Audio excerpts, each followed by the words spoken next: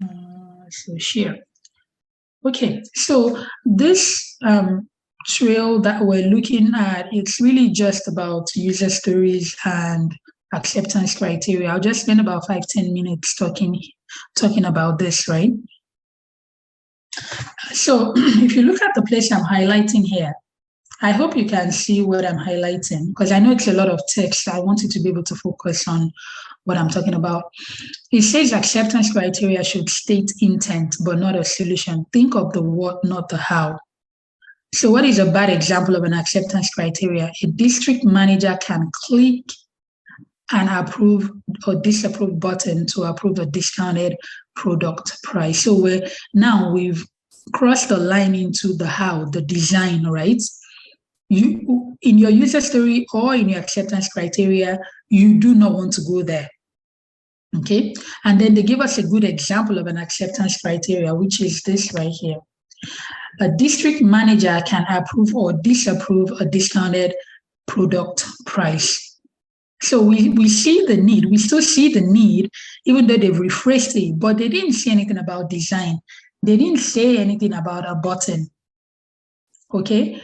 I know that in one of the presentations, this last presentation, right, there was one of the groups that the acceptance criteria had some design elements in it. But I wanted to, let's just look at Salesforce and what they think about how to write a proper acceptance criteria. Okay. Awesome. So if you look down here for this user story, can anybody let me know if you can see what I'm highlighting? Yeah. Yes. You can? Okay, good. Yes, we see. Fantastic. Thank you. So for the one I highlighted here, this is a user story. As a customer care representative, I want to be able to take ownership of new cases and communicate with customers so that I can provide high-touch customer experiences. Okay? And then they put some examples of acceptance criteria in there. Now, I don't want us to focus on the actual acceptance criteria. I just want us to focus on the wording. So let me tell you where this is going. Yesterday, we were having a conversation about should we do the given when and all of that. And I said, well, I like to write that way, but it doesn't invalidate people who don't write it that way. So look at how it's written here on Trailhead. It's not giving that or anything like that. They just put 3 there. But then look here, it says acceptance criteria. Let me highlight this. Can also be formatted as if-then statement. So you're looking at this from Trailhead. It's not Abiola. I'm just reading out what they put in there. And that goes back to what I was saying yesterday. You can do the if-then statement, or you can just write it. One isn't right and the other one wrong. What is the point I'm trying to make here? When you start working as a BA, and for those who are already working as BAs, as you continue working as BAs, it is good that you learn what's the industry standards, but don't get caught up on that. They're not going to extend your contract or renew your contract because you wrote if then or because you didn't write if then. The most important thing is what you're writing correct? Is it clear? Does it meet the criteria that it needs to meet? For example, if you're writing a user story, does it meet the invest criteria? And we'll look at invest criteria shortly again. Okay, is it correct? Does it make sense to the people reading it? Have you written it properly? Okay, even Salesforce says you can, or on Trailhead, it's been indicated here, either option is correct. So if there's a particular one you use, to continue writing it that way because you're correct. And if you're the one who, on the other hand, likes to write it differently, it is correct. The quality of your documentation is what would determine whether that contract is getting extended, whether you're getting promoted. Okay, not so much how you've phrased it. Okay, and let's look here. Regardless of format, so basically whether you do the if-then statement or you just write it plainly, every user story should have at least one acceptance criteria. And the criteria should be independently testable and answered with either a true or false. Now, if you write an acceptance criteria that has like 3 different things in it, it becomes difficult to answer yes or no. You're going to need 3 yeses or 3 no's or a combination of some sort. make your acceptance criteria small. You're better off having multiple than trying to fit the 3 things into one. Okay, so I need your opinion here. Let's take a look at this user story and the acceptance criteria. Okay, as a sales rep, I need the ability to take ownership of a new lead and document the progress so that I can provide consistent insight to my pipeline. Which 3 acceptance criteria are best suited for the user story example? So let's take a few minutes to read the user story and read the acceptance criteria. And just let me know which one would you strike out. I think that's easier. Which one would you strike out?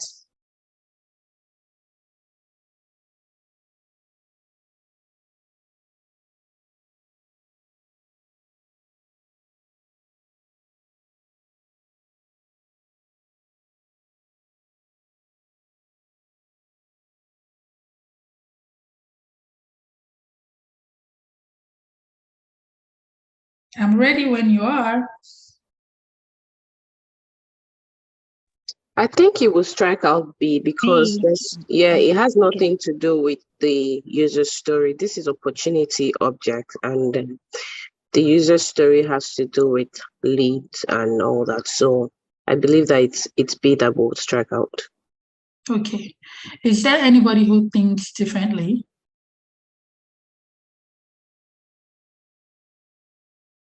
Anybody who thinks maybe A, C, or D?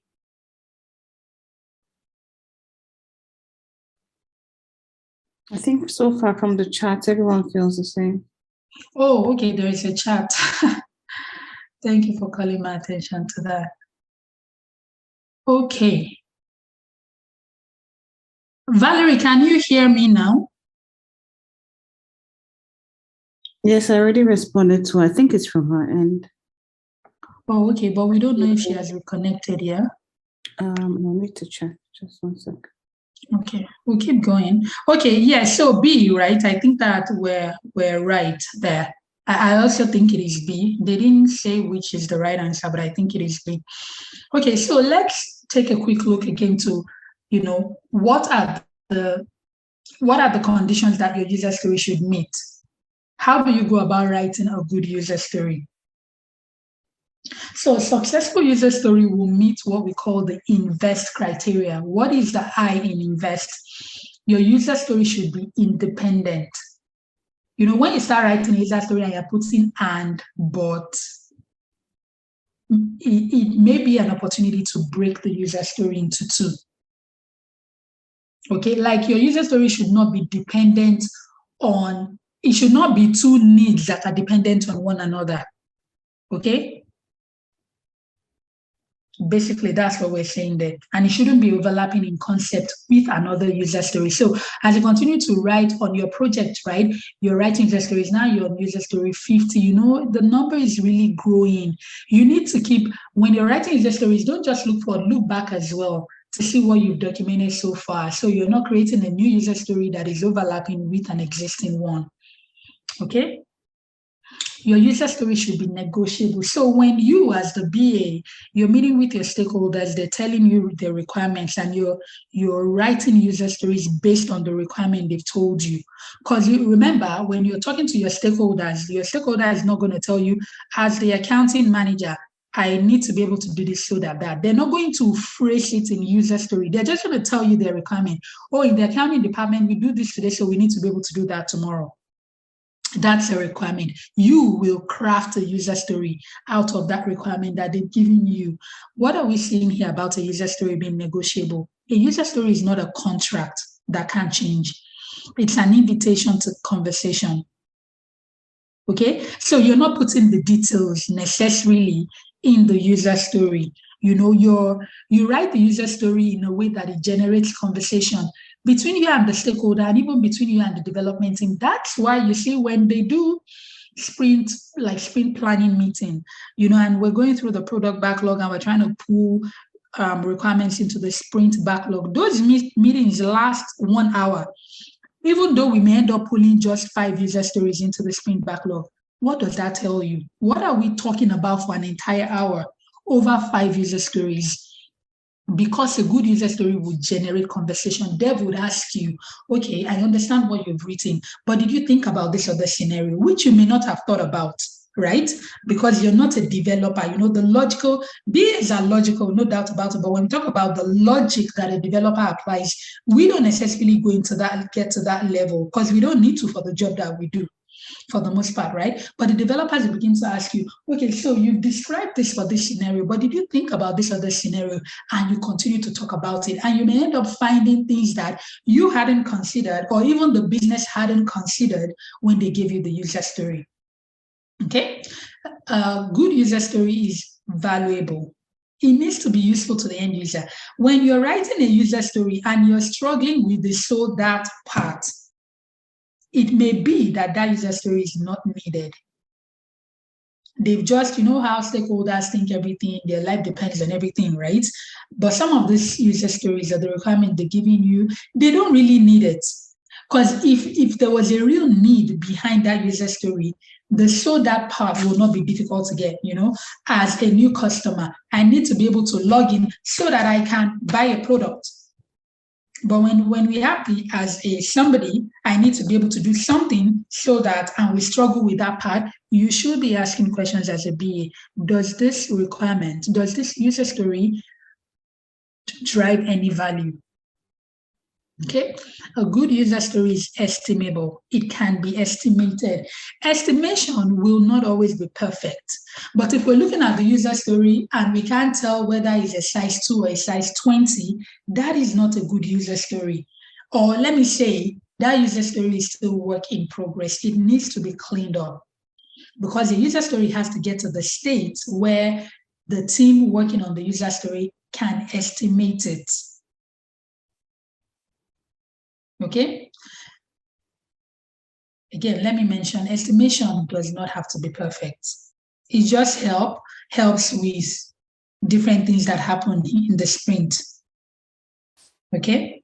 If you have a user story that is a size 10 and you need 2 developers to work on it, right?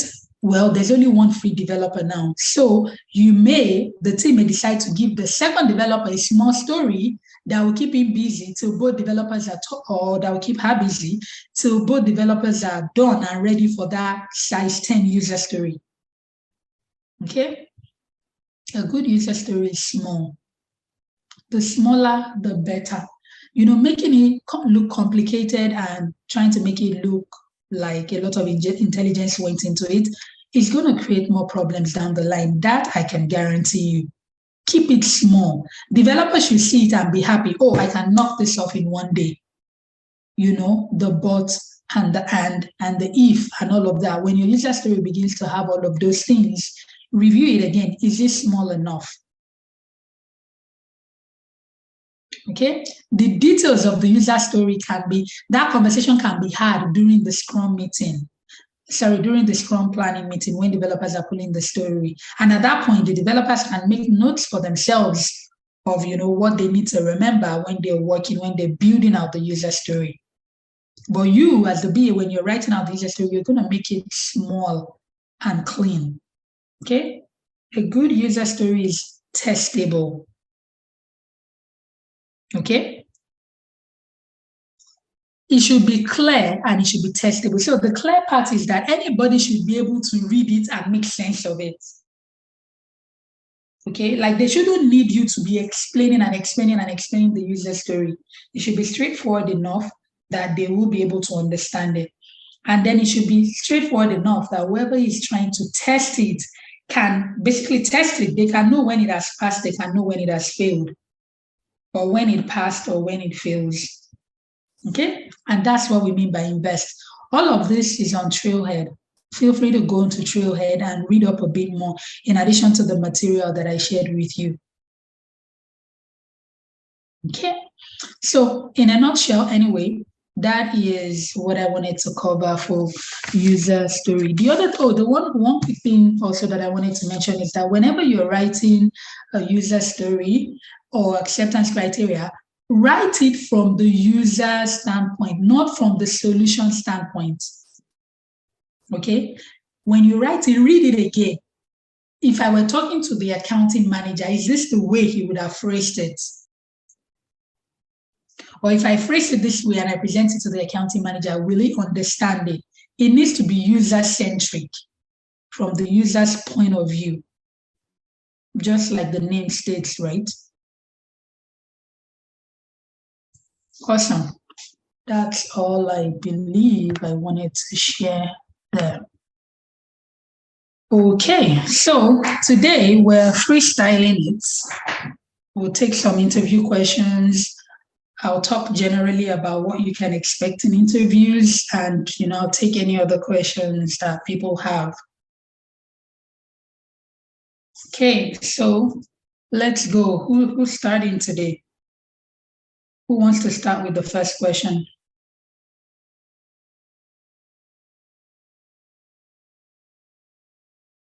I hope we came to class with questions today.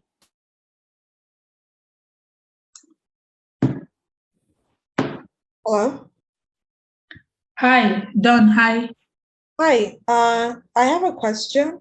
I was wondering if you can give us an example of how we can include our experience in this training into our resume. Okay, that's a good question. So let's start from the presentations that you did, right? You did a total of 3 presentations. One of the things you did is a business case. It's a big part of, of course, not every job is going to require it, but from a updating your resume standpoint, you can basically say that you have experience writing a business case, right? Because you've written it and I've given you feedback. And if you were going to go forward to work on a job, right, you can say that you've written it. Now, one of the critical questions is, let's say you're going into IT now, the industry doesn't really matter, whether it's health or manufacturing, doesn't really matter, but you want to go on to work as a BA. What do you do now? What have you done in the past, right? Because most likely, and I'm not necessarily saying that is what everybody does, but what some people do is that they take their transferable skill from their current job. Okay, the employer that they have or they had is still the employer they're going to put on their resume, but they're not going. Let's say today you're working as, I don't know, something that is not BA related, right? Is there anything we've talked about in class or that you have done as a part of a presentation that makes sense to you, that you can connect to what you've done in the past or what you're doing today? Does your job today, even though you're not a BA, does it involve you engaging people, finding out more information, and then maybe going back to them with an update? Does it include anything like that? Does it include some type of documentation? Whatever the documentation is, you're documenting for a class of people to read, or a group of people to read, or one person to read. Documentation is a big part of what a BA does. Communicating with, some type of, communication where you're asking questions, trying to find out more information so that you're going to use that information as an input to something else. You're going to rewrite all of this in BA, making it look like you worked as a BA. And that's what's called transferable skill. It's a well-known process in the industry. Like even if you were talking to a recruiter, that's what they'll tell you. And that's where you're going to include the likes of, business case. Because, there are people who would put the name of the trainer on the resume, right? But again, depending on what role you're applying for, there are companies that like to hire from bigger companies, if you know what I mean. So you will need to make that decision if you want to put the name of your training company, if you're allowed to do that, or you want to retain your actual company and put your transferable skill. But to answer your question, Don, the things you've learned and the things that you've done, you've written user stories, you've done acceptance criteria. You did it in class here. You presented it to a team of over 30 people. My recommendation, all of those things should go in your resume. Those are some of the things that will get you hired, right? Typically, even for entry-level position, they're looking for somebody who has done it for 5 years, which makes no sense, right? But that's the way to, spotlight yourself. That's the way to put yourself out there to get noticed, whether you're updating that resume and saving it on Indeed or saving it on LinkedIn. By the way, I really recommend Indeed. Once you update your resumes, put it on Indeed. Employers will find you. Indeed will even find jobs that match your profile, but I digress there. So that's my recommendation done. That's one way to go about it. But like I said, there are other ways that people go about things like this. The one that I'm recommending to the class today is where you take, if you're able to take 30 to 50% of everything we've taught in class and it goes into your resume, and not just that, you actually understand it. You know, I don't give any guarantees, but I don't see why you're not going to get in as a BA. Because the average BA uses maybe about 30% of what we've talked about. That's the reality. This class is comprehensive to the point where we just don't want to hone in on BA. We want to talk about the entire project environment so that, because in reality, a BA would have worked in a project environment and would not only know their job, but they would know about the project life cycle and all of that. And that's why we covered all of that. But in reality, in terms of your actual work, you're using probably 30 to 50% of everything we've thought about. And then you're going to pick a few more things on the way. So update your resume with all these things. These presentations you didn't get paid for it, granted, we know, but you did it. You put in the work.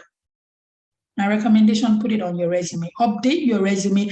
Go online and look at a few resumes. Just type in senior BA resume and look at, just to give you an idea, okay? But did I answer your question? Because I want to talk a bit more about resume, but I want to make sure I answered your question first. Yes, you did. Thank you. Okay, awesome. Let's talk a bit about your resume.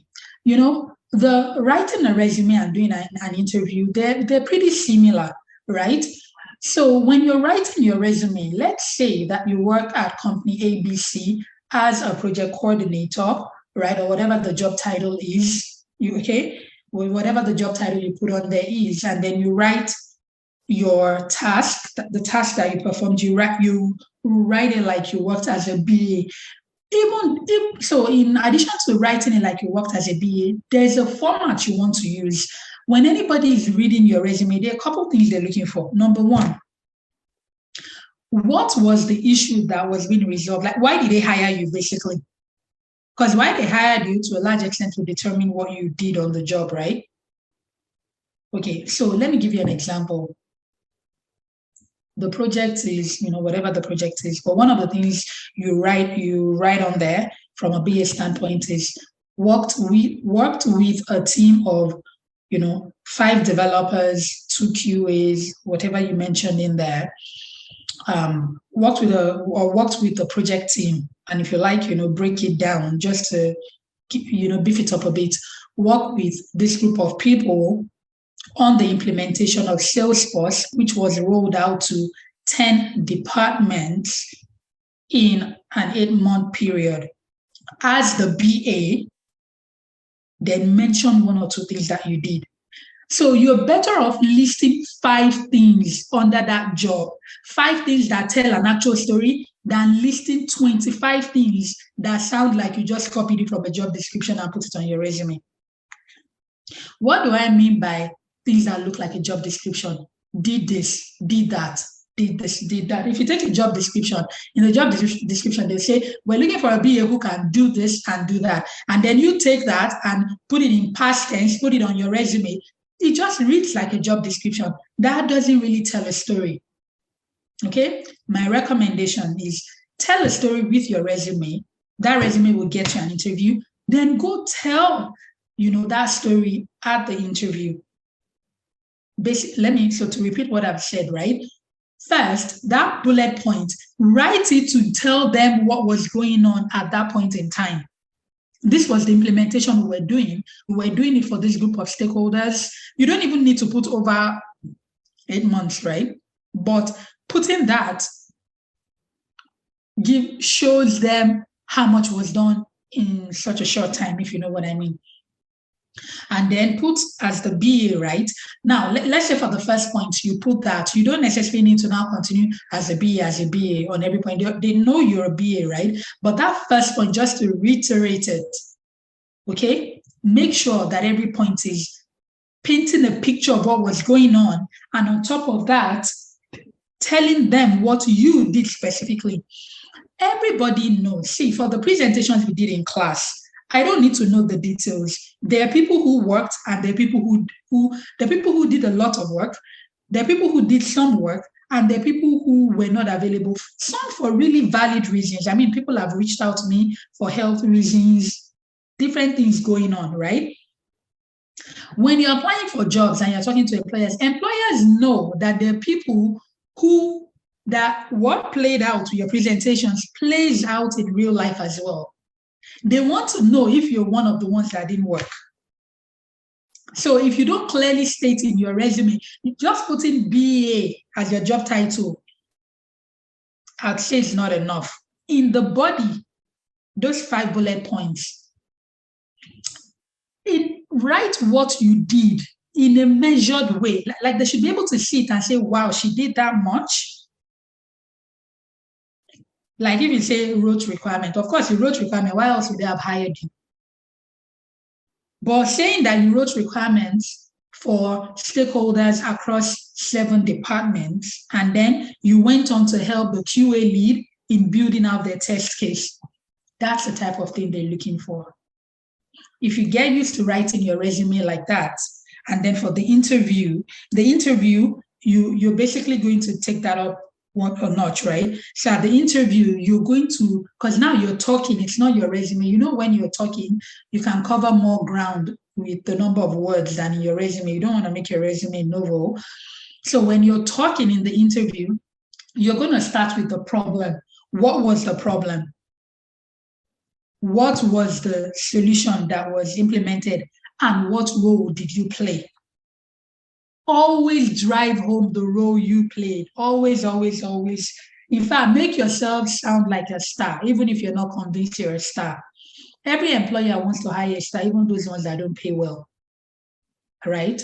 Make yourself a star in that interview. When you're done with the interview, let them be in a position where they can't don't say it well. Let them be in a position where they can't say no to you. In their head, they're already thinking, when can she start? When can he start? The other thing with interviews is when you're doing an interview, it's a two-way thing. You're interviewing them, they're interviewing you. Walk in with that confidence. Get on that Zoom call with that confidence. Smile. It will help you, especially when you're tense. Sneak in a smile here and there. If they ask you an interview question, especially in this day of remote, right? Go to your interview with a cup of water. They ask you a question and you know you honestly don't know the answer. You need 10 seconds to quickly think so that you can start responding, and you're thinking as you speak. Take a sip of water. You know, because you can't just be staring at them for 10 seconds. It'll be obvious you're thinking. Take a sip of water. Of course, you don't want to be taking a sip of water with every question, because then they would know you're actually anxious, right? Take a sip of water, pace yourself. And then if they ask you a question, read the facial expressions. Usually you can tell if they're satisfied with your answer. Some of them fake it. 15 minutes into the interview, they honestly want to end the interview, but they don't want to be disrespectful, right? But for the most part, you can tell. If they're smiling, you can gauge that they've heard what they want to hear. I mean, I still remember vividly my last interview, right? And the times when they would smile. I got the job, so I guess, I interviewed well. But what is the point I'm trying to make here? You're done talking and you see that look on their face, like, we're not sure. Follow it up with, I hope I answered your question. Would you like me to give you a bit more information? I ask that question severally when I'm interviewing. If they've heard what they need to hear, they would say, oh, no, it's okay. You actually answered the question. But if you haven't really hit the nail on the head, by you asking that question, they feel more comfortable saying, oh, okay, go ahead. If you have more information on that question, go ahead. They're giving you a second chance right there. But they didn't extend it to you. You basically asked for it. And it's not a wrong thing to do. ask them, would you like some more information? Did I answer your question? One other thing that I like to ask in an interview is, so I'm going for an interview, I've read the job description, I have an idea of what they're looking for, but sometimes even they know they can't put every single thing in a job description. So when I interview, towards the end of the interview, I'd say, because they usually would give you an opportunity to ask them questions. So I'll say to them, I'd like to know what, this role, and I may phrase it differently, right? I'd like to know what a star BA would be in this position. What is that extra thing you're looking for in this BA you want to hire that you haven't indicated in the job description? Usually when I've asked that, they begin to tell me more. Now, if I don't ask that and they don't tell me, I'm only going to speak to the job description and I'll speak to my experience. But because my experience is so much, I can't say it all in 1 hour, right? But when I say that, any little extra they tell me that wasn't in the job description and I know that I haven't included in any of the answers that I gave them, that is an opportunity for me. They've basically given me the answer script, right? I then begin to speak about it. Is everybody following so far? Or am I going too deep into this? Yes, it's making sense. Yes, you are. Okay, fantastic. So that is that. Let me mention one other thing. If you're going through a recruiter, okay, if you're going through a recruiter, or it works better when you're going through a recruiter, but you can try it if you're going through HR as well, because not every company uses, and by recruiter, I mean those independent contractors. Maybe this contract is with the government, and then they have this recruitment company that's trying to help them fill the role. So those are the ones that I mean. If you're going through them and they're talking to you about a job, fine. They don't telling you about the job description and all of that. They should tell you about the company. They should tell you about the people interviewing. If they've sent somebody else to interview for that role before and the person didn't get the job, usually they would get, what recruiters do is that they send somebody for a job. When the person comes back, they tell that person to tell them the questions that we asked in the interview. They save those questions somewhere. If they find somebody else who's interviewing at that company, for maybe another BA role, they'll tell that BA all those questions they got from the first person. Okay, let the recruiter give you as much information as possible. Now, let me tell you this. There's this project that I'm on right now, the one where I spoke with the manager today. The interview for that role lasted, it was less than an hour. And I can tell you that of all the questions they asked me, or let me put it this way, most of the questions they asked me it wasn't even technical. It wasn't even user story. It was like, how will you make people feel respected? Honestly, you would have thought I was interviewing for like a psychologist position or something.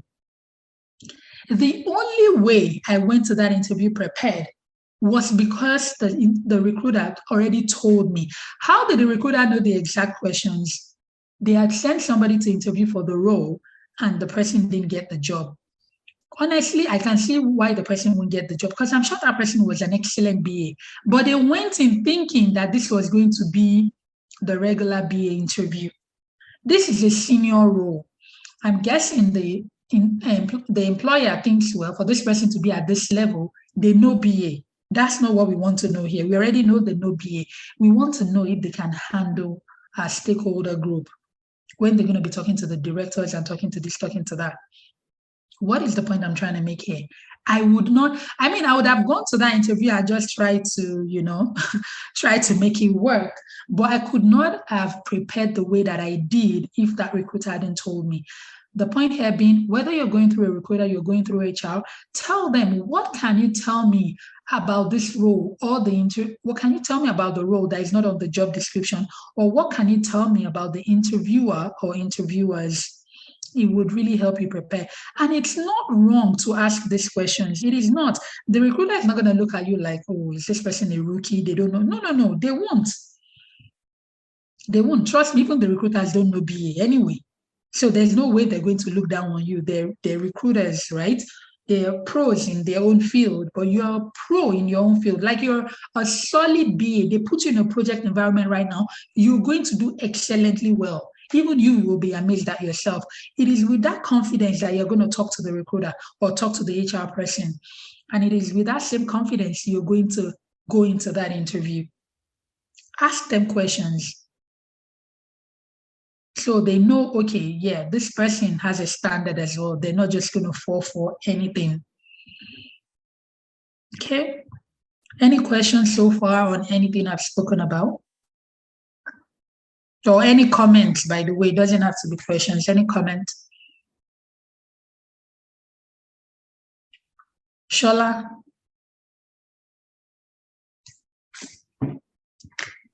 Thank you, Abiola, for the tips. My question is around writing your resume, like you're telling a story, more like you want them to see the sequence. But again, people would say you want to, as much as possible, tailor your resume along the description that has been put out there. Yes. You know what I mean? So when you begin to write your own way, and maybe there are a lot of people applying, would your CV not get missed out or something like that? Yeah, good point, Shola. So when I said write a story, it still has to be tailored. So you take a job description. In your experience, you know 100 things, right? The job description is asking for 10 of the 100 that you know. So those bullet points is going to be based on the job description. But when you're writing it, so let's say the job description says BA must be able to write user story, right? When you're writing your resume for one, maybe your current employer or any of the experiences you have on your resume, you want to speak to the fact that you can write a user story, but you won't just wrote user story, because you've taken what they put in the JD, must be able to write a user story. Then you've turned it around and said, wrote user story for project ABC. That's too basic. That's what I mean. When I say write a story, your story still has to be, the job description has to drive the story. I'm not saying a random story, but that point in the job description that you want to speak to, write it as a story. So, like I said, don't just say, I wrote user story for this project. Say, when you worked on that project, maybe you worked with stakeholders across 5 departments, right? So, would you agree with me that it'd be better to say elicited requirements across 5 departments, meeting with 25 stakeholders over a 5-month period, compared to wrote user story for the implementation of Salesforce? Shola, do you understand what I mean? Yes, I do. One is quite explicit, like you're saying actual thing that you did, and the other one looks like copy and paste kind of thing. Exactly. And you see this copy and paste, as funny as it sounds, people do it all the time because it's easy to do. I mean, it's easy to just take anything and put it in past tense. It's time saving. Yeah. And it saves people so much time that they end up saving a lot of time by not working for 1 year. And we don't want to save that type of time. So that's what I mean, Shola. I'm glad you asked that question. That's an excellent question. Thank you. Abiola.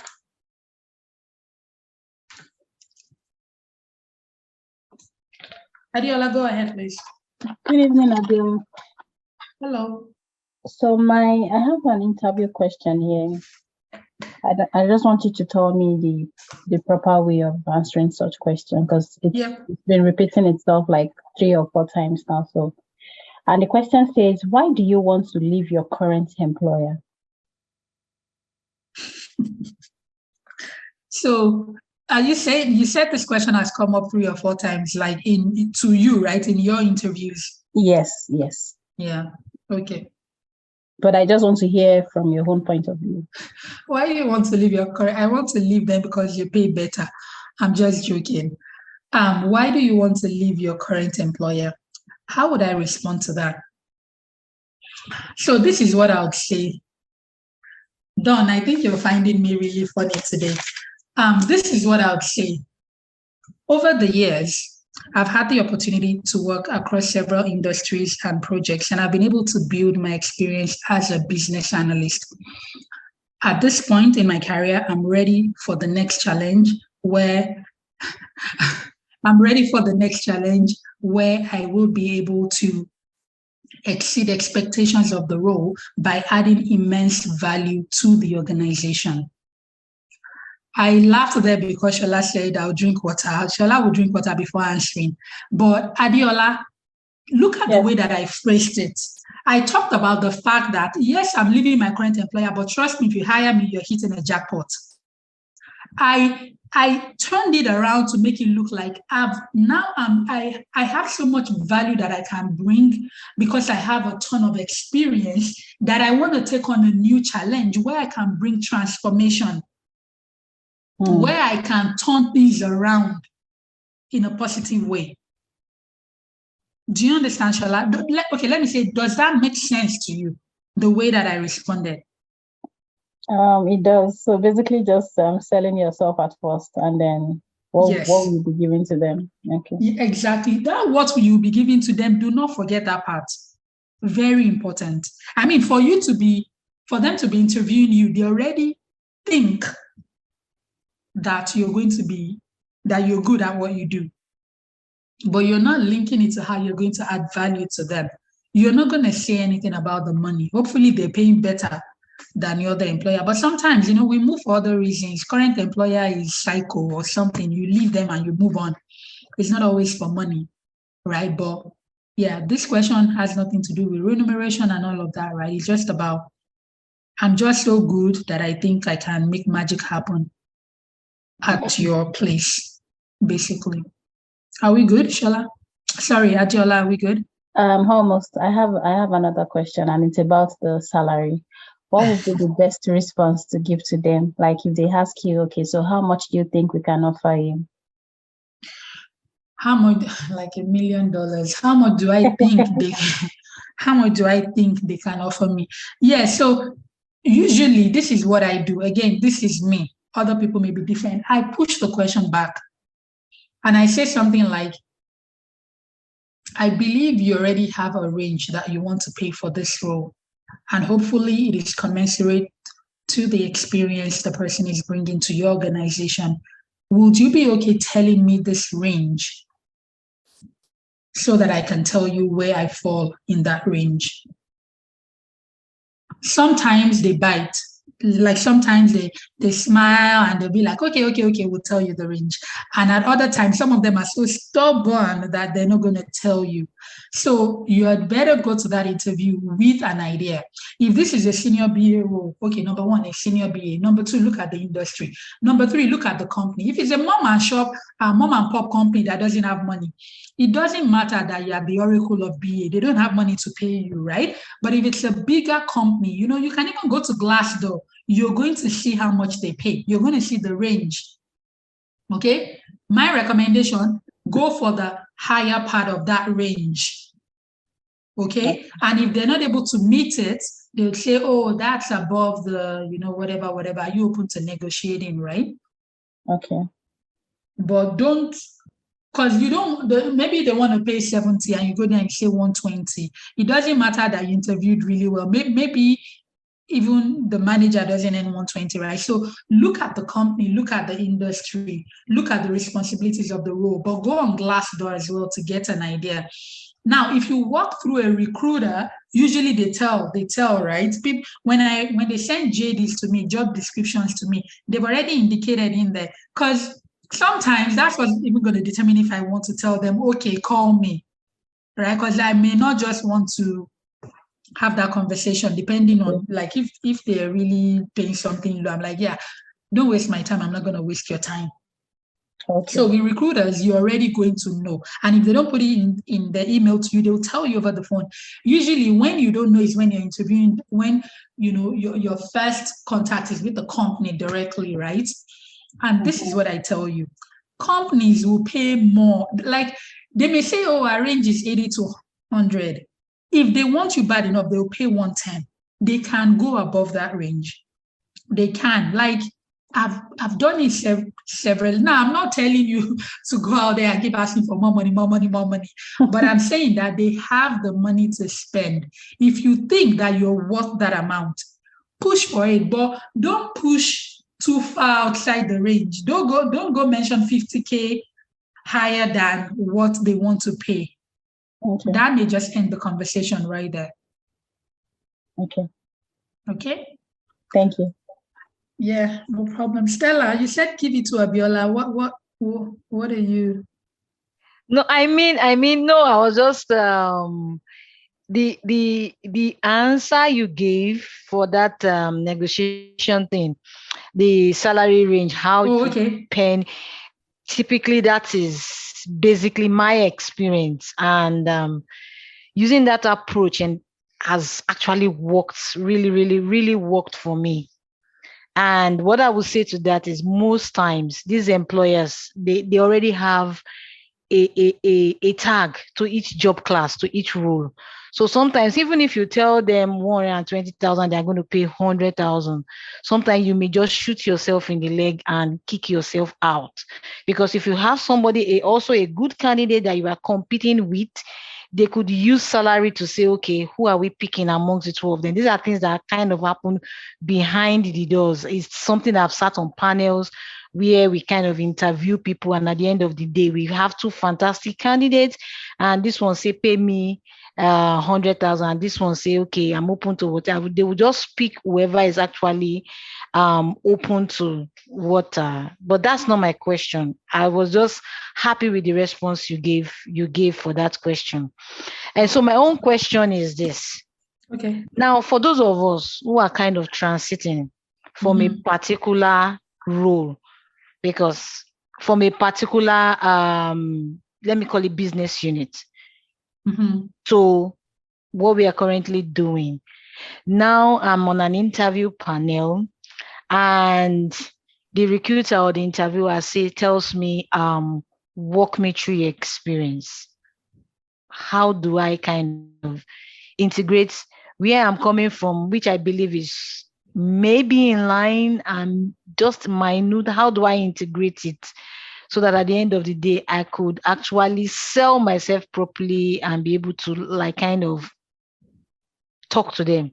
Yeah. Okay. So before I answer that question, I'm gonna ask you a question, Stella. What did you put in your resume that made them want to interview you? I mean, there's something you must have put in that resume where they decided they want to interview you for a BA role. Okay. Basically, before I applied for the job, I've looked at the job description, and I've looked at their requirements and their skills. And so maybe I went back to my CV, and then sometimes I do it. I tweak it, and then I throw it in. So based on that, probably that is what they saw. And they decided, okay, let's call this person in. Right. So good. That's what I was hoping to hear. So the text that you put in your resume that made them think it is worth talking to Stella, that's what you're going to expand on. Remember that from submitting your resume to interviewing, right? They get 100 resumes and they shortlist 5. Like they take 5 out of the 100. These are the 5 they want to talk to. There's something about the 5. There's something in the resume of the 5 people. So that thing, or those, transferable skills based on the job description that you put in your resume is what you're going to speak to, especially now that you've done a BA training. See, this is my recommendation, and it won't just be you doing it. Virtually everybody who goes to do a boot camp does it. Thankfully, in this boot camp or class that you're in, right, you actually gained hands-on experience. But like if you were working for somebody and getting paid as a BA, the way you wrote a business case now is the way you'd have written it there. The only difference is Babatope hasn't employed you yet, or I haven't employed you, and you didn't get paid for it. So you're going to work in there and confidently state or talk about the business case that you wrote. Okay? And you're going to talk about the user stories. That it's not like they're going to say, okay, bring the documents. Let's see the quality of the documents. It's your ability to articulate it that will determine whether they're going to, listen to what you're saying or not. It's how well, you know how they hire some people and then it just doesn't work out because the people interview so well. In your case, you're going to interview well and you're going to do the job well. But to answer your question, Stella, that's what you're going to do. When you go to that interview, you're not going to talk about what you do today in your current role because it is irrelevant. The only part of it you're going to talk about is the ones that connect to anything BA related. And that's all you're going to talk about. Yeah, it's fantastic that you were working as a lawyer and an engineer and all of that, but no, they're not trying to hire a lawyer or an engineer. And as fantastic as all of those experiences are, this interview is not the place to talk about them. You're going to focus on the BA part. Okay? The business case, the user stories, working with stakeholders, conducting workshops. When you did your put your presentations together, if you were active in your group, it would have been in workshop format, generating ideas. So you do have the experience. You need to believe it, that you have it. Once you believe it, other people will believe it with you. Okay. Got you. Yeah? Okay. Bumi? Thank you. Hi, Abiola. Good evening. Hello, Bumi. Yeah, so I have one question for you. So during an interview, if I'm being asked a question and genuinely I don't know the answer, like I've sipped water, like the ideas are not just forthcoming. How do I handle it? Like, what do I tell them? Okay, so you've sipped water and still nothing. You're drawing blanks, right? Ask them to rephrase the question. Ask them to rephrase it. And if they rephrase it, like they ask you a total of 10 or 15 questions in an interview and you don't know one of them, that's okay. I mean, it's an interview. It's not like they're giving you time to go look up the answer and come to them. They want you to speak from your experience, right? Now, if you don't know the answer, let's say that you can tell them to rephrase it and say, oh, can you tell me a bit more? You're not just going to say, can you rephrase the question? You say, can you tell me a bit more about the question you're asking? I want to make sure that I fully understand this so that I can provide the appropriate answer. You try that, it doesn't work. Okay, what do we do next? Tell them something fantastic about your, I think it would be really strange for you to be clueless about the question. I can't even think of a BA question that you'd be called. Now, you may not be sure about your answer, or you may know a bit about what they're saying, but you feel like you don't know enough to be able to answer the question. Okay, so why is Abiola laughing and iPhone 13 said LOL? Is this something I'm saying, or are people chatting in class? Abiola, why are you laughing? Because it's funny. It does happen. It happens a lot, so I like that question. Yeah, okay.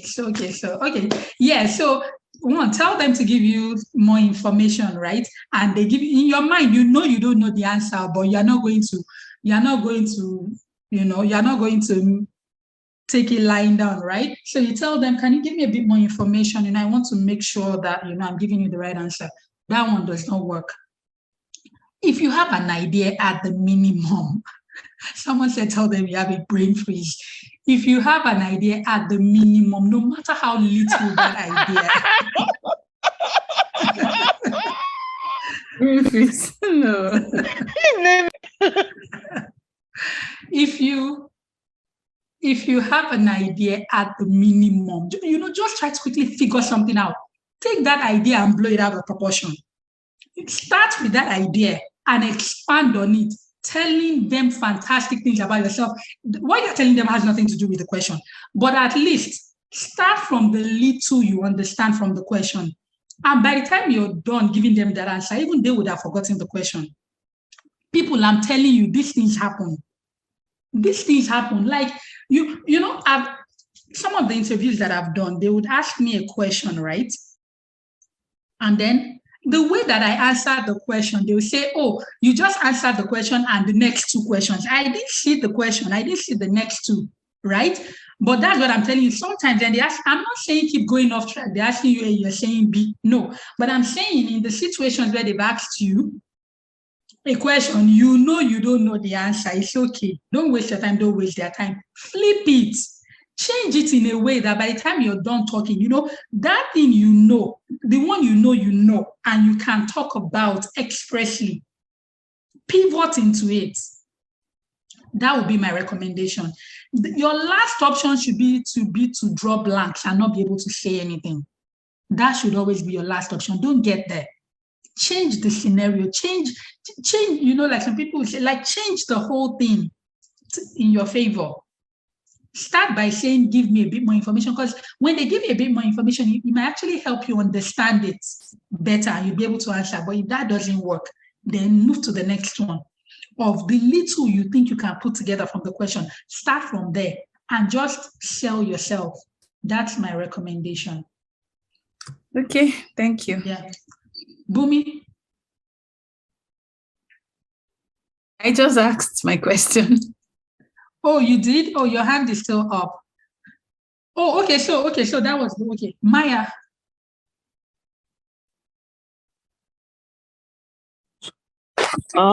Hi guys. So just to talk more on what Abiola just said, I'd been in a situation where they asked me the question and I truly did not know the answer. And I believe I said something in the regards to, can you tell me more about it? And they did, and I still did not know it.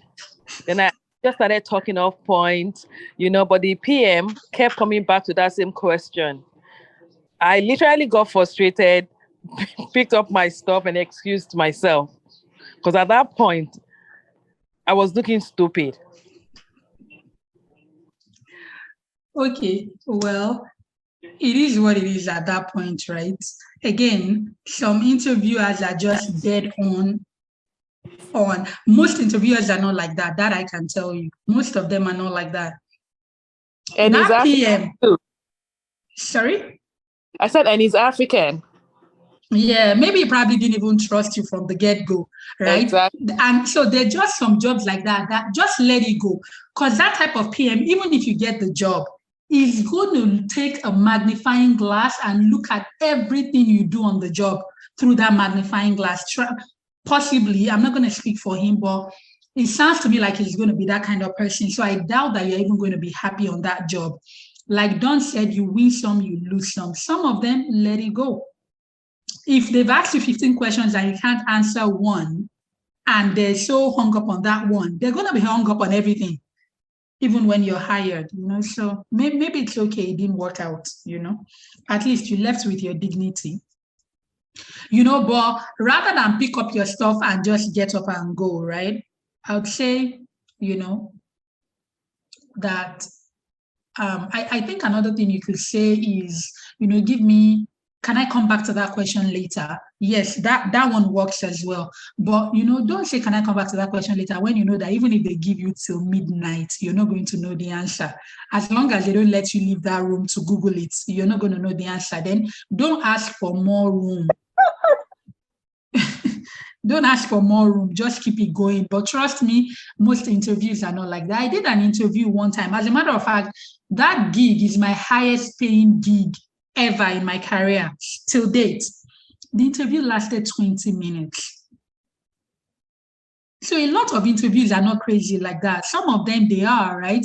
And once you get into it, try your best. And if you don't hear back, go on to the next one. And again, my recommendation is have multiple interviews going on. No matter how fantastic you think an interview is, until you have that job offer, you don't have a job. Keep applying, keep interviewing. And one other thing I like to do is I like to be able to choose. And you can't choose when all you have is one option. So usually when I get into the market, I do multiple interviews and then I get multiple offers and then I choose. I actually even sometimes use it as a bargaining tool. Because I know that if I bargain and they say no, I have plan B. Right? So yeah, to put yourself in a better spot, multiple interviews, multiple job applications, multiple interviews, be the one picking and choosing when you can. Sometimes you have only one and it's okay, accept it, go gain the experience, right? But yeah, thank you, Maya, for sharing your experience. Some interviews are tough like that. Stella? Yeah, sorry, I've come back again. One thing just came to my mind. So how would you advise we Africans that kind of have accent issues? Okay, so Stella, it is not an accent issue. Everybody has an accent. Just that sometimes they are more than us, right? And so when we're listening to all of them, we look like we're the ones different.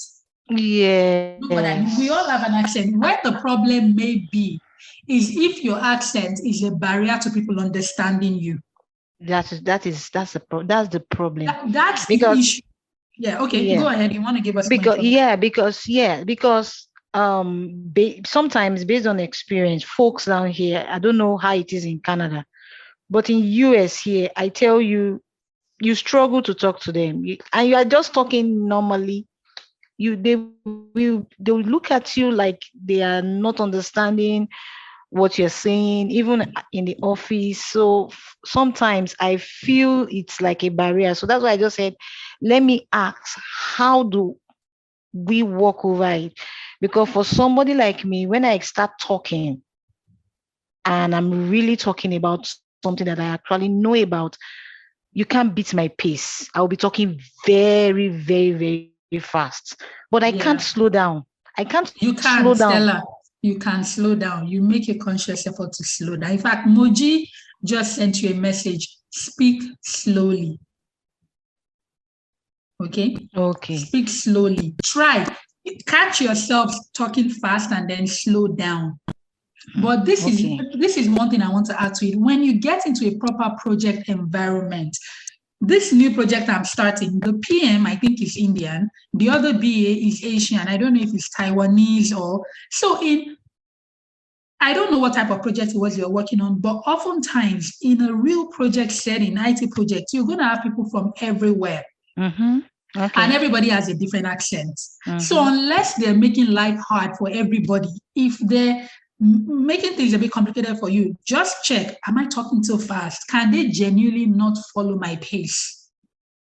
And then the other thing is like, I think it's in that type, that imposter syndrome, right? Sometimes we are the ones who actually think there's a problem. They look a certain way, they look at us a certain way, and maybe it's an innocent look. We're like, oh, they're giving us a look like we're saying garbage, right? But again, clearly and slowly, I'm just reading out what Don said. Clearly and slowly always works, right? And Don said, try not to sound like them. Because when you're trying to copy their accent, you're not original. And I think we all get caught up in it. At least I consciously try to tell myself, okay, yeah, just speak naturally, like especially I was born in Nigeria, right? I know how to speak like a Nigerian, but I've been out here long enough that sometimes naturally I'm picking up some of these things, right? Try not to copy it, but start with slowing down, right? Stella, I think, yeah. And that's what a lot of people said in the chat as well. Slow down. Sometimes I speak fast as well, but when I'm speaking fast, because there's so much information in my head and there's so much I want to share, right? But the person I'm talking to doesn't know that much about this topic. So I remind myself, Abiola, slow down, but some people are just not nice. You slow down, you pick up the pace, they're still going to look at you like, oh, where did this one come from? The problem is with them. You don't have an accent issue. They have a problem that they have to deal with. There's that as well. Okay. Valerie. Yeah, thank you so much, Abiola, for all the tips. Okay, I have two questions. So one is, can you please at least share one of these interview questions with us and how you tackled it? Then secondly, are some of these questions technical? Thank you. Yeah, so let me start with the second one because that will take less time. Regular BA interview question should not be technical. If you read the job description and it is technical, chances are the interview may be technical. Like if they really mean the technical part of the JD, the interview may be technical, so ask questions before you get to the interview phase, right? They've called you for an interview. Ask them, is this technical? Are they looking for someone technical? If they are, my recommendation, don't bother. Because even if you pass the interview, you will struggle on the job. The technical part of technical is not something you can learn overnight. And I know that sounds funny, right? Typically, interviews will not be technical. A BA interview, like Manuel said, if it's a BSA role, which is a business systems analyst, it may be a bit technical. You know, all those ones where they're asking for Tableau, SQL, and all of that. If you don't know SQL, you don't know Tableau, maybe look for another job, right? To answer your question, Valerie, typical BA interviews are not technical. I can't even remember when last in all of the interviews that I've attended where they've asked me a technical question. No, they haven't. What the key, what they keep talking about, and they want me to talk about more and more and more, is my stakeholder management skill, because they know that you all rises and fails on how well you can talk to people. And that's what I was saying earlier. Be the best in writing business requirement documents. In fact, be so good at being a BA that you can also double as a QA. If you don't have the soft skills, you will struggle. And employers know. So in your interview, let me now pivot into your second question. One question that comes up a lot in BA interviews, and I don't know if that would be the experience of a lot of people on this call, is tell us about a situation where you manage conflict and how was the outcome. So they've said conflict, but what they want to know is when you are in that environment as a BA and issues are rising, whether between you and somebody else or between two people on the team, and you know that if this is not resolved, it's going to cause issues, right? How would you resolve it? That's one question that has come up a lot in interviews, and it can be phrased in many different ways. You know, tell us about that time where there was conflict. Tell us about a time where you were working with difficult stakeholders. You know, you hear that word conflict, you hear the word difficult, you hear the word, you know, synonyms of that. And all they want to hear is, how did you as a BA find a resolution to it so that the work can keep going on? So let me try to answer that question now.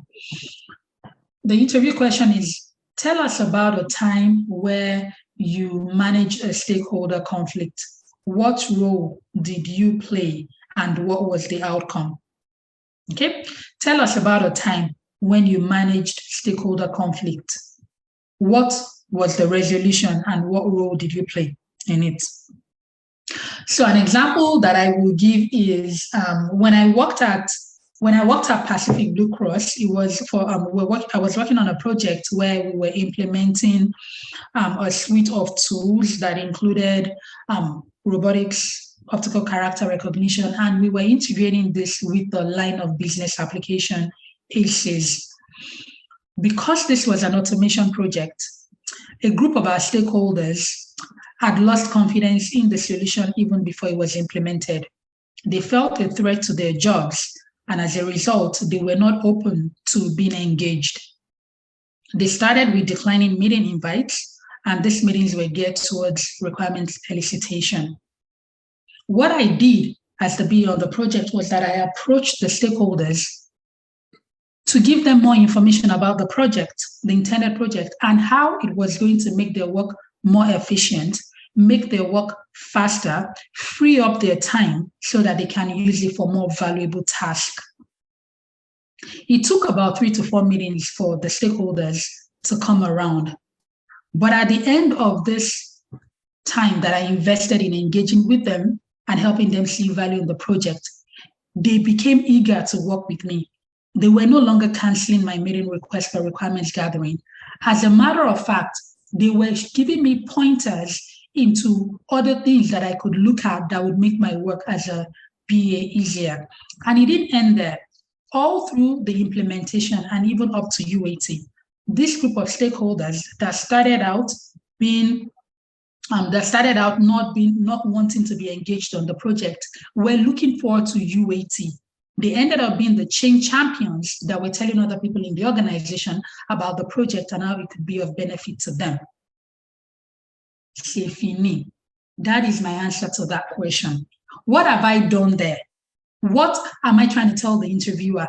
That give me your most difficult stakeholder. I will find a way to let them see value in engaging with me and wanting the project. Now, the way that I told the story, I didn't tell you the different times when I was walking in the hallway and I could hear them talking about me, right? because I don't want to make them look bad. As a matter of fact, when I was telling my interviewer of why the stakeholders were being difficult, I made the stakeholders look good. They didn't have enough information to work with, and they had misinterpreted the purpose of the application, right? So I didn't make them look bad. I made them feel good. I made them look good. And then I added what I did to make the stakeholders begin to see reason to talk to me. Valerie, does that help? To start with, does that even make sense, what I just said? Absolutely. Thank you. Okay. I'm glad I answered your question. Does anybody have a question about my answer, the answer that I gave just now, or any contributions, anything you want to add to it for Valerie's benefit and for the benefit of everybody on the call?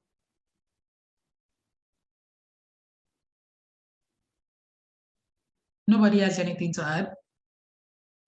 Hi, Abiola. Hi, I have a Adiola. question. Did you just walk up to them and you start telling them the values about the project, or what special way did you use to, gather them together and speak to them about the project? Yeah, no special way. Usually when I'm doing something like this, I do it one-on-one. I don't do group. When you do group, they are stronger than you. So when you're walking into a difficult situation, try your best to break them apart. Don't put 5 difficult people together and working gallantly, wanting to address them. They are ready for you and they're waiting for you. Okay. Meet with them separately is my recommendation. When you win one, that one you've won, the one person you won becomes a change champion for you. Winning the next person is going to be easier, especially if they're caucus. All this caucus, right? They're whispering into one another's ears, right? They've already made up their mind about something. Start with one, win one, and then go win the other one with the help of the one that you won. Yeah, that's a lot of one in there. But do you understand what I mean, Abiola? Yes. Okay, good. Before I'm Don and Moyo, I know your hands are raised, but let me just quickly look in the chat. Muji said there are questions that are asked 8 out of 10 interviews. It's best to start scripting your answers. Tell me about yourself, walk me through your resume, how do you deal with difficult stakeholder, or tell me about a time when you had to deal with a difficult stakeholder. What skills do you, I'm guessing Moji meant what skills do you use? Yeah, those are good interview questions. There's some standard interview questions that are out there, and just start practicing with them. That would really help. So I agree with you, Moji. Bumi said true, Moji. Difficult stakeholder question. Yeah, you can't escape it. I can't think of one interview that I've gone to that they didn't want to know about a difficult stakeholder. And difficult stakeholder doesn't necessarily mean the business. Sometimes it is within the development team. Sometimes it is even 2 people in the development team that can't seem to agree with one another, and it's causing roadblocks to the work. There's that type as well. Tell us about a time where there was a conflict within your team. How was it managed and what role did you play? They do ask that as well. Manuel said you also addressed it using SMART approach. Yeah. Okay, so we covered all of that. Don, go ahead, please.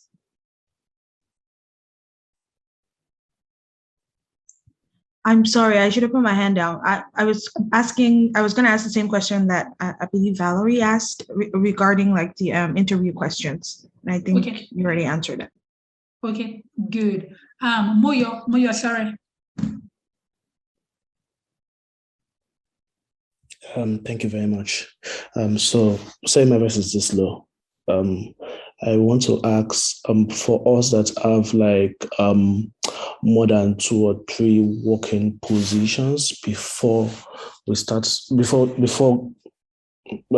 us that have 2 or 3 positions before like applying for jobs as a BA, how do we try to streamline this application? Like how many do you think would be better for the CV?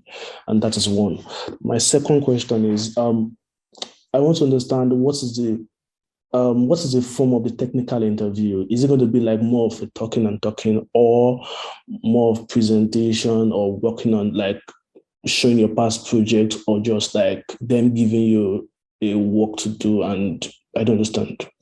When you say what is a form of technical interview, I'm trying to understand the purpose of that question because we just said your interview is not going to be technical. Okay. I mean, I wanted to just know. I mean, after meeting the hiring, with the hiring manager, I wanted to know which kind of, would they be asking questions upon questions, or just like more of technical interview, or maybe presentations, or? Okay, so my understanding of your question is, what kind of questions can you expect in an interview?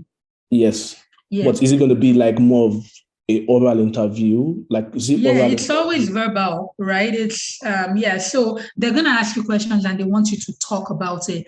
Having said that, I once did an interview where they wanted me to show them a sample of a document that I had created, but that is maybe 1 out of 10 or 1 out of several interviews that I've done. Typically, they just want to hear you talk about it. They're not going to give you a task to do. They're not going to say, oh, actually, I remember another one where they told me to, and those ones were such time wasters, I should not have bothered. They told me to, I think it was a business case, they told me to write on the spot. I'm not worried about it. I wrote the business case. I think it was decent enough that one other person had to join the actual interview to say, are you the one who we gave just 1 hour and you wrote that business case? You think I got the job? I didn't get the job. I mean, the business case got me the interview, but they were looking for a BA that had a sales background. So they sell an application, right? And so they're looking for a BA who has BA skill, but also has like sales. That's not me. That's not me. And I wasn't going to make it up. The extent that I'd done that was talking to vendors. So, but anyway, those are 2 interviews I can remember. Usually it's just going to be, tell us about a time. Tell us about this. Tell us about that. So just practice, find those popular interview questions online and practice your answers. Script it out. Show it to a mentor who's already working as a BA. Let them help you clean it up. And then read it to the point where you believe it and you can say it confidently. You will be fine. Okay.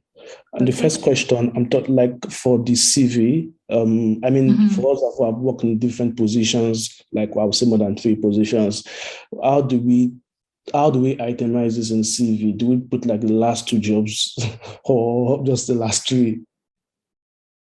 Okay, good question. I'll just tell you what I have on my resume and then you can decide what you want to do. My resume go as far back as I think at least 10 years, right? Or more, no, more. My first job ever was not a BA, so it definitely goes here longer than that. My first job ever was not a BA, but I have it on the resume, or maybe my second job or something, So right now I have my most recent experiences are BA, so that doesn't really answer your question. My point being, some of those experiences you have in the past, it's okay to put them on your resume. I will still say, write it from a BA standpoint, the transferable skills. So even though you were working as customer service representative, the task that you performed, make it BA, right? Make it BA, and then, because at the end of the day, they don't call you for an interview just based on your job description. Your job description doesn't matter. I'll be honest about that. But they also look at the task. What did you actually do in that job? So I think it's okay to have your 3 jobs in there or 2 jobs, And I think it's okay. I think it's just really what you feel comfortable with. I don't think there's like an industry standard in this. If you're talking to a recruiter, they'll say, oh yeah, put it as it is, right? But we know that a recruiter might tell you that, but we know that's not going to get you, an interview unless, one, for the task, you write your transferable skill in them, not what you actually did on that job, right? Yeah. And then, sometimes people I've seen all sorts, people tweak their job title. I'm not recommending one over the other one. You need to make a decision on how you want to present your resume. But the one thing I'll tell you though is that however you choose to document your resume, however you choose to write your resume needs to shout BA. Because if yours doesn't, the other 15 resumes they're receiving for that same job you applied for has BA written all over it. So give yourself a chance. Thank you very much. Thank you, Sean. Yeah. Adekola. Oh, sorry, Temitope. I'm so sorry. Which should I call you? You have your hand raised. Yeah, it's Temitope. I don't know. Okay. I think it's because I just auto signed in with my Google account, so you just okay. yeah. So I didn't edit it for a while. Okay, so I just wanted to add to the conversations on marrying your current responsibilities and role to the BA role, because I know that that comes up, and every one of us we want to be confident, like make ourselves believe enough so that when you go to your interview, you're able to convince them that you're actually a BA. And this is how I think about it in my head. So I'm just speaking just to contribute to this now. So like, I think that it will be easy for us if we think about, projects. Maybe you are the one who leads the project, or you've been part of a project, or maybe a task at work, right? And we know that it's usually temporary, and there's a reason why we're part of that project. Either to, in the end, you want to get value out of it, right? So if you think about it this way, what did you do during that, whether it was a consistent meeting or something, were they trying to improve something or just for information? Look at the key people on, even if you were just observing, sometimes, because I've been pulled to calls where my line manager, I really didn't have to do anything on that call, right? I was just observing. So maybe take some of those information, because you actually understand the intent of that meeting, right? So you take some of those information, you can use it in the case where, okay, working in a team, maybe an agile team or something, to make it look BA-ish, to explain some questions of, okay, working in a team and all. Then that if you have led maybe a team, right? Say you necessarily don't really have to do anything on that call. I'll give an example of that. There was a project that I worked on, and it was like a brand maintenance or renovation. Yeah. So I can actually say, okay, I documented or elicited, because I brought everybody. I didn't even know anything at all. Maybe it was just 2 weeks after resuming, although it's still my same organizations, but I left them for a bit and then I came back. So what am I saying in a nutshell? I went and said, okay, I don't know who this is. I don't know who that is.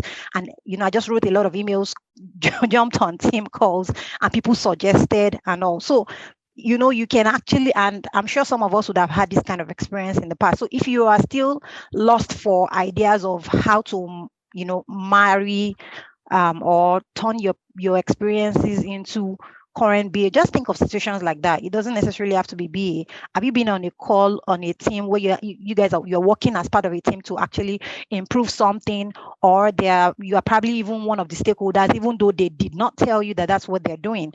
So they are getting you and saying, oh, we're seeing something about a process, we're looking to change this, or tell me what you do, what's the pain, whatever, document it and submit it to your line manager or something. Just think of all of those little things and just make it yours. And yeah, I hope it helps somebody.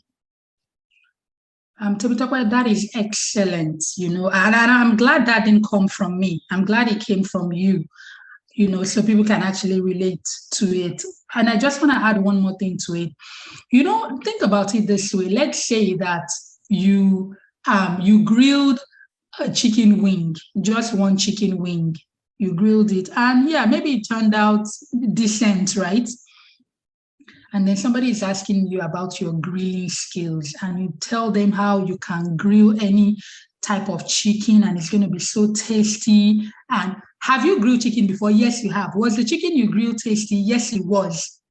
But now you're basically like, Temitope was just saying, right? Maybe you just sat in on the meeting, but in your case, you did more than sitting in on a meeting. You met with stakeholders. You wrote a business case. You wrote user stories. You documented it in Jira. You did current state and future state analysis. You mapped it out with Visio. By the time you're done talking about all these things, and really, like, you're not just going to say it as sentences. The BAs that get the $100 per hour, they go in and tell a story that the interviewer buys. And that's why the interviewer pays them $100 an hour. Because you've been exposed to these things. And like Temtope was just saying, at your place of work, there was an issue. They told you to document it and then save that document on SharePoint. Well, you documented the pain points. You need to be able to be creative in your thinking that way. Okay? And use that to update your resume. You're in an interview. Speak about it that way. They don't know that it's only one chicken wing you grilled. Is chicken wing chicken? Yes, it is chicken. So you're not lying when you said you can grill chicken. I hope that makes sense. Yes, thank you. Thank you, yeah, okay, good. And I know that because you're fairly new to the BA journey, your mind is going to take you to the things that you may not know. You know, there is a tendency that you're going to see the glass half empty, or is it half full now? You know, you're going to see the glass half empty or half full. I'm even confused myself. Anyway, you're going to be focused on what you think you don't know, not what you know. But I'm a BA, I work as a BA, and now you're my colleague in the industry, right? I can tell you that if you run with what you know, just what you know from even this class, I'm not even saying anything you know from your job experience. Now imagine when you add your experience to it. As long as you can talk about it confidently, go back and watch the videos if you need to. Go on Trailhead, talk to your mentors. By the time you combine all of these things and you go for an interview, you may not get the job on your first interview, but trust me, you have more than enough to get that job. You have more than enough to start. I've worked with BAs. I know BAs who don't know what I've even taught you in class, and they're on the job. They did fire them. They're making it work. Because like I said, realistically, you may end up, you most likely will not use 100% of what I taught you on your first job. Maybe on this job, you use 40%. Then on the next one, you're going to use 70%. And on the next one, you're using 30%. Not every job is going to tell you to write user stories, for example. Don't be shocked. They may say, document the current state. In fact, for some projects, right, they're not necessarily trying to improve. They do it manually today. Tomorrow, they want to put it in a system. And the process is sitting in people's heads. So all they're looking for is a BA to document the current state so that they can give it to the people who will build the system for them to build it. You may end up not even writing user stories. Is it good that you know how to write user stories? It's excellent that you know how to write it, because you may land a job where they would need that skill. All of this to say that you have more than enough to taxi. Just taxi on this runway. Don't think about what if this, what if that. Those things, what ifs will come to your mind. Don't let it hold you back. You're already sitting in this airplane. They've cleared you to take off. Take off, taxi, and watch it happen. I know I sound like a motivational speaker here, but I guess that's partly my job too. Yes, Pastor. Huh? I said yes, Pastor. Preach it. Okay, I hope we're all feeling good about, working as a BA and all of that. You can do it. Adiola was almost saying that, Abiola, you definitely have what it takes, and then you have your mentors to rely on as well. Yeah, there will be those days on the job where you're like, are they speaking French or are they speaking German? They just sound so strange, you can't follow it. Just try to remember get the gist of what they're saying. Phone a mentor. Chances are your mentor has worked in that type of environment or on a similar project, and they'll be able to break it down. You're not working this journey alone. And if you end up working it alone, it will be a decision you made. Stella, you do have a good memory. I'm sorry, I'm not showing you my face. Like, seriously, 15 minutes to the end of class, you see my face on LinkedIn. I like to be a person of my word, but this time around, yeah, I saw the face wasn't so out there. Covered. It was packed. It was covered. I know. Dodged. I have a friend who has been telling me, Abiola, you need to put your entire face on there. Okay, I'll put my entire face on LinkedIn. Do we have? Please show us live. Okay, class. Are there any more questions? Yes, I have a couple of questions, but they are not interview or questions. Oh, yeah, still go ahead. Yeah, go ahead. The first questions, I'll be quick and short. In your decision diagram in mapping, do you always put a question mark in the box? I do, because it's a question I'm asking. I do. Okay, so is there a rule to it, or it's just best practice? I would say it's best practice. You're asking a question, right? In real English, because it's English. If you ask the question, you put a question mark. Okay. Second question. You know how you talked about always taking permission before recording in a what's it called, requirement gathering session, for example. So or any meeting whatsoever. If you're recording, you need to let them know. Yeah. Okay, so best practice. When I'm sending out the meeting invites, the agenda, do I let them know at that point or at the commencement of the meeting? No, at the point where you want to start recording, before you start recording, you say, I'm about to start a recording. If anybody has an issue with it, please let me know. Usually they won't, but if you put it in the agenda, they don't read the agenda anyway. I mean, you're doing your job to put an agenda. If they don't read the agenda, they won't know. At the point where you want to start recording, mention it in there. Okay. Thank you. Yeah. Oh, okay. Okay. So we got through your questions, right? Yes. Yeah. Awesome. Stella, is that for me? Yes. So that's for you. Oh, awesome. Thank you. Thank you, Stella. I'm glad I'm able to make an impact, right? And I mean, I'm in the midst of senior BAs right now. Makes me feel very important. Thank you. It's an honor teaching all of you. I know there's a lot of potential in there, so I'm just looking forward to seeing you do amazing stuff now that we're connected on LinkedIn, right? So I'm glad I'm a part of your journey as well. It's truly a privilege, really. Okay. Adiola, your hand is up. Yes, I just have a quick question, Abiola. Does it make sense when you're being asked in an interview to talk about yourself and then you include your family?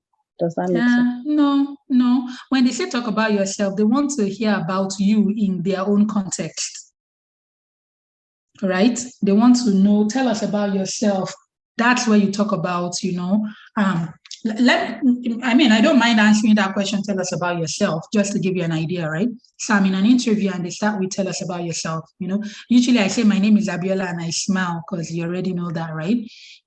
My name is Abiola. I'm a senior business analyst and I've worked across, several industries, including healthcare, insurance, manufacturing, and then I mentioned all of those, worked across several industries. I've worked on projects that include automation, process improvement. I've done some project management as well, including change management. A lot of the work that I've done has been focused on helping an organization move from the current state to the future state, knowing that the gap in between both needs to be addressed.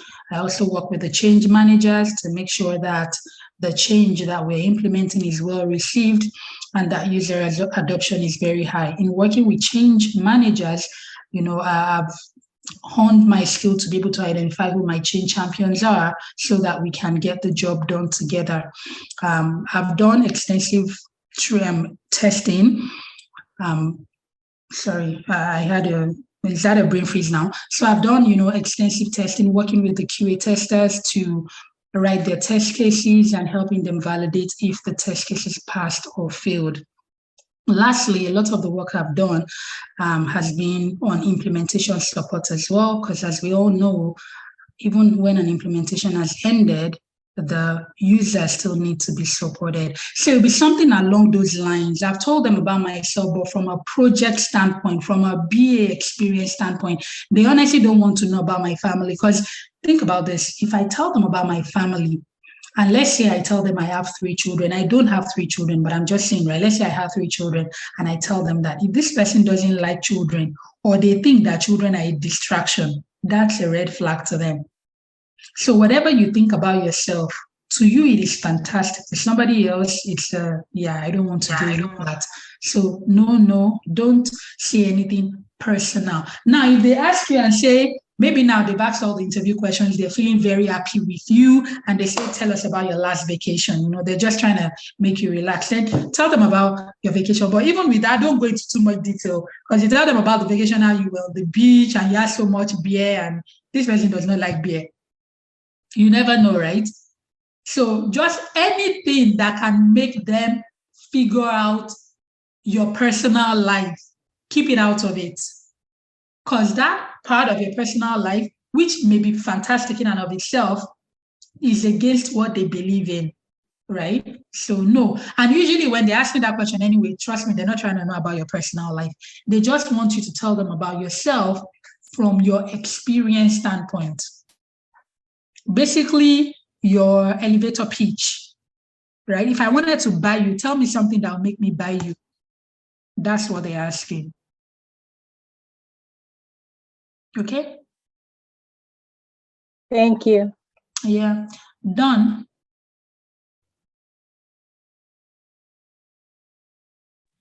Hi. So I know everybody keeps talking about how BA is like all sunshine and rainbow, but I would like to know, what is your worst experience as a BA or worst experience of a BA that you've heard in this industry, just to know, like gauge the kind of expectation that I would need, and also your first BA job. What was like the shockers for you, or what is the things that you did not expect to happen, or maybe you knew would happen, but then when it happened, it was kind of like, oh, you know what I mean? It doesn't have to be negative. It could just be like your day-to-day life. Yeah. And I know. Okay. Yeah, basically that. And also I wanted to interject about the interview as well. I'm not that experienced in like the tech world or like job in general, but usually I always feel like, but I'm great at interviews. If there was a role of just doing interviews, I would just take that job. And I've learned from interviews that the better the flow of the interview, the better the job will be for you. So if you interview and you enjoy and you understand what they want from you, and both there's an understanding going on, it's better than if you're sweating and suffering to go through the interview to get to the next stage, because then when you get the job, what are you going to do? So exactly. That's just, I'm always open to interviewing. So if you just, it's just like a sea of fish. Just go and fish. Anyone you catch, you catch. If you don't catch, there's another one. Basically. Yeah, exactly. There's times when people even interview for practice. They don't care if they get the job or not, but they just go interview, because when they interview, they see where they fumble, they improve on it, and that way they interview better with time. But to your question, Don, BA is really all sunshine and rainbow for the most part, to be honest. But my first BA gig, or one of the first BA gigs that I had, that was the same place where, I got a bit disappointed. And what happened was, I think the project, it had the level of complexity that it was beginning to change people, right? And I ended up being, I was a BA on that project. I was working with a QA, and, on a good day, both of us are nice people, but one day we actually just, we went for each other's head. Basically, that's how I put it. Like, I guess there was, frustration from the job that we just took it out on one another. Looking back now, she and I I wouldn't say we're friends, because of COVID, we haven't. Well, actually, I can say we're friends, because pre-COVID, we get together for wine, and all of that, right? We now work at different places. I've continued on in my BA journey. She's moved on to another organization, right? But, at that point, and, when we argued, and I'm being real here, when we argued, it wasn't just she and I in a room arguing. There was a director and a manager there.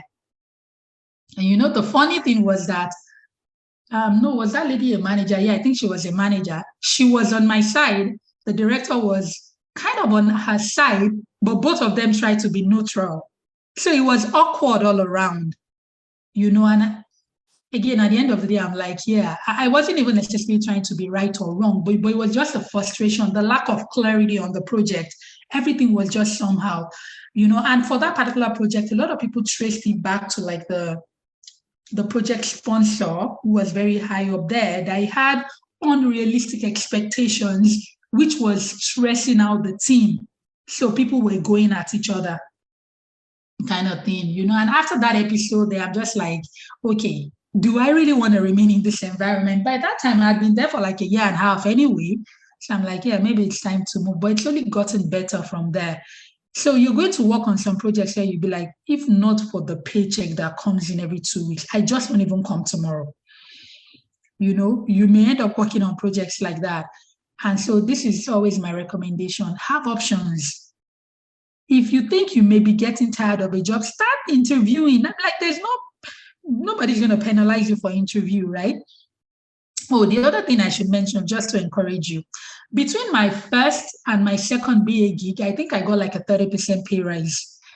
On a good day, one employer won't give you 30% pay increase. Even if you tell them I want a pay increase, they start stories and they give you 5% and they think they've done you a huge favor. But try switching employers and see what magic happens. I'm telling you, like I've jumped 30%. I think I've jumped 38 or 40% at one time. Now, because, I earn decent now, I'm sure I could still earn more, but I earn decent now that those 30, 40% increase is harder to come by. But there was a time it was a thing from employer to employer. So sometimes it's good to change employers, really. New experience, different type of project, you meet new people, you expand your network, and potentially make more money. Okay, so Don, I know that I said more than you actually asked for, but I hope you found value in what I said. Yes, I did. Thank you so much. Yeah, anytime. Stella, we'll take the Stella and Temitope, then I'll go to the chat and we'll end it there. Go ahead, Stella. Oh, okay, you lowered your hand. Temitope, go ahead, please. I didn't lower my hand. No, it was a mistake. Oh, okay. Okay, you can go then. Stella. Okay. I just wanted to share some of my experiences. When it comes to the previous question before Don's question, where somebody asked, tell me about yourself. I've sat in an interview where I was asked, tell me about yourself. And then I started out narrating my skills and then walking the person through my experience. In the middle of it, probably he sensed I was talking too much. This happened to me like twice. And then he cut me off. I never got called back for those interviews. At that point where I was cut off, I was demoralized. I struggled to finish the interviews. Now, for me, this is what I learned from that scenario. The interviewer says, tell me about yourself. I'll ask them, what exactly about me do you want to know? Then sometimes, most of them, before they ask you, tell me about yourself, they introduce themselves and they talk about themselves. So when they tell me, whatever they tell me about themselves is what I'm going to tailor my answers to. Now, if the interviewer tells me, tell me about yourself, I will ask that person, what about me? Do you want to hear about my work experience, or you want to hear the skills or qualities, soft spots I've gotten? Then the person will now answer. Probably the person will now say, walk me through your experience. Because sometimes I've heard of questions where they will say, tell me about yourself. And the next question that the person will ask you is, walk me through your experience. So it's for me, I would say it's not really, really, really cast in stone. We could just probably throw the question back to them and ask them, what do you want to learn about me? Just tell me about you. generally. Then you can now, for me, there at that point, I start telling them, oh, I'm a fast learner, I'm this, I'm that. But if the person does not ask me, walk me through your experience, I just tell you the skills I've gotten, and probably sometimes I just chip in my experience. And over time, I feel I'm not 100% correct. I stand to be corrected. I feel it has worked that way. Okay, good. Stella, I'm glad that's worked for you. You know, one thing I just want to quickly mention is when they said you were talking too much, it's possible you were talking too much. It's possible, you know, we get some feedback, it hurts, right? But we just take it away and we improve, right? Typically, when they say, tell me about yourself, they're saying, give me a summary. Give me a summary of your experience. Honestly, it may be difficult to believe, Stella, but that's what they're saying. I interviewed once at a place where I ended up getting the job, right? And then on the job, the two people who interviewed me were chatting about how they interview normally, right? And it was just a chat. And one of them said, oh, I don't know if you noticed when we're interviewing, but whenever I take my pen, because usually they have a book, right? Or whatever they're writing. Whenever I close the book, I'm done. Everything else is formality. So they all have a sign. When one closes the book, the other one knows they're done, and yeah, this person is not getting the job, but they still let you take for 10 minutes. So when they say, tell me about yourself, tell them what will make them decide whether they want to keep listening to you or not. That's what they're asking for. In 5 lines, you should be done saying it in maybe 30 seconds or a little more. It is not an opportunity to talk about your entire resume and how you moved from insurance to healthcare and when you finish in healthcare. No, the tell me about yourself is tell me just a little about yourself so that I can gauge where this is going. So anyway, that's my approach and it's worked for me as well. But thank you for the insight and for talking from experience as well. Okay, before I go to Temitope, let me just quickly go to the chat. Okay, 1 second. I know we're like 2 minutes past. Bear with me. Okay, let's keep going. We went over Stella's question. Johan said, interview for practice. What if you get the job by mistake? Well, it's a good mistake. You decline it. To be honest, I've declined a fair bit of jobs in my time. I feel bad about each one, but well, the reality is I get 3 jobs at the same time. I'm not going to take 3 new jobs at the same time, right? You know, and so the way employers choose one person over the other, you can choose one employee over the other as well. But at least you'd have benefited from the experience. That Precious said it's been amazing weeks of learning, and I must say I'm going to miss the class. Thank you, Abiola. Thank you as well. Thank you to you, and thank you to everybody on the call too. Moji said, I tell myself, Moji, your destiny is not tied to any company. When it's time to move. Adiola said, well said, Moji. In fact, Moji, I have another way of phrasing it, and I saw off the internet. You are not a tree planted somewhere. When it's time to move. It's when you're a tree, we have to worry about how do we uproot you. You're a human being. Just move. Move for more pay. Move for better experience. Move to expand your network. Find the right reasons to move. Find the right opportunity and move. You're not a tree planted somewhere. You're a human being. You're mobile. Johan said, if you're a religious person, pray before interviews. You may think you're saying something, but it may all be gibberish to the panel. Yes, you know, whatever you believe in, I hope it works, you know, for you. I believe in prayers. You know, I'm a person of faith, you know, and I'm not pushing this to anybody. I'm just saying that because Johan said, based on Johan's point, right? So I do pray before going for my interviews. Bumi said, it's been awesome learning amongst great minds here. Thank you, Abiola, for spending time to impact valuable knowledge. I'll make you proud. Bumi, I'm looking forward to it. And I really believe it, you know, that you're going to do excellently well. I'm going to be looking out for you, you know, doing great things, and for everybody on the call too. Johan said it's been a great experience here. Yeah, oh no, all around, even for me, you know, this has been great. Temitope, this is the last question we're taking and we're calling it, we're ending the class. Okay, so you shared earlier that you worked on a project where there was a lot of frustration because the project sponsors were very unrealistic in their expectation of what they were unrealistic in their expectations. So I would like to know how you were able to manage that, right? Because there must be a way. It must have been that, everybody came, okay, now this is my assumption, that you guys got to a point where, okay, you were able to agree that this is an issue, right? And then there's one way to fix it. Did you go back to the project sponsor and say, hey, what you're asking for is probably an overkill or something? I just wanted to know how you were able to resolve that. And were you there throughout the duration of the project, or you did not wait for the project to elapse? Did you move on to something? Yeah.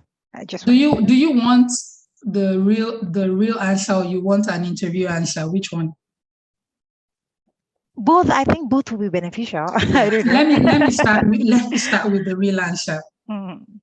I moved on. And I'm not the only one who moved on. The project manager moved on. The project lead moved on. The QA lead moved on. Many people moved on. It's not every battle you fight. And you learn that, as you continue on as a BA, it's not every battle you find. Some environments are so toxic that for your own sanity, for your well-being, move on.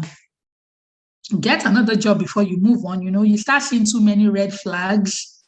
Where do you start from there when people above you are actually quitting? In my own case, I moved on, and I'd been there long enough. I think I worked on a total of about 3 projects there. So it wasn't that I just quit and I said, yeah, no, I'm not dealing with this. I did deal with a lot there. And at some point I moved on. And then that was when I got the 30% pay increase. It just made sense to move on, so that was what happened there.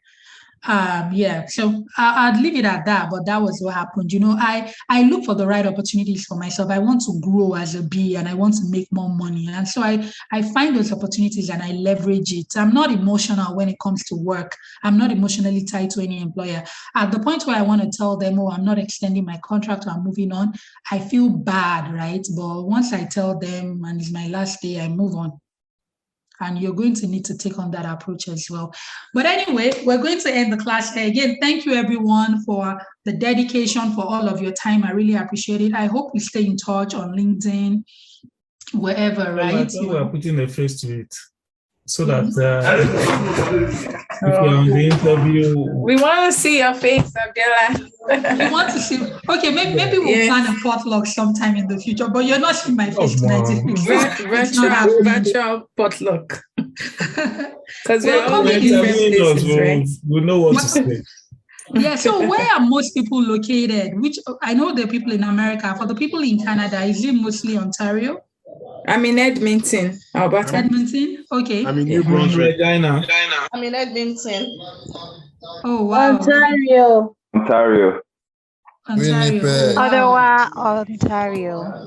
Dude, if you people ever come to British Columbia, reach out to me. I'd like to meet up. Right. Everybody's okay. Maybe next year, my vacation, I'll come there. Okay. We're connected on LinkedIn, right? Reach out, let me, who knows, right?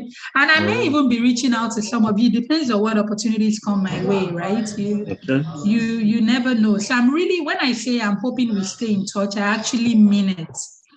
You may have questions. I can't guarantee that you're going to see my name on the mentor list because, honestly, and to be realistic, my hands are really full. But I'll make myself available when I can, right? And, feel free to, reach out to me on LinkedIn and even leave a comment, if you will, on, what you think about me. I'm open to it, right? Hopefully it'll be good stuff you have to say about it. But otherwise, definitely. Your link stuff, for right? LinkedIn out already? Say that again. Do you have your link for LinkedIn out already? Oh, yeah. It's the first line in the chat. The first line in the chat. Yeah. Wait. Oh, dang it. I'm sorry. Yeah. Please, before you close, because I know it's going to go away. I joined late. That's why. Oh, okay. Yeah, Don, you know how to reach me anyway. Oh, yeah, that's true. I don't know why I'm acting like everything is going to go okay. Whatever the case, people will figure out a way to reach me. So I look forward to your comments and have a good night. Happy BA in. Always remember you can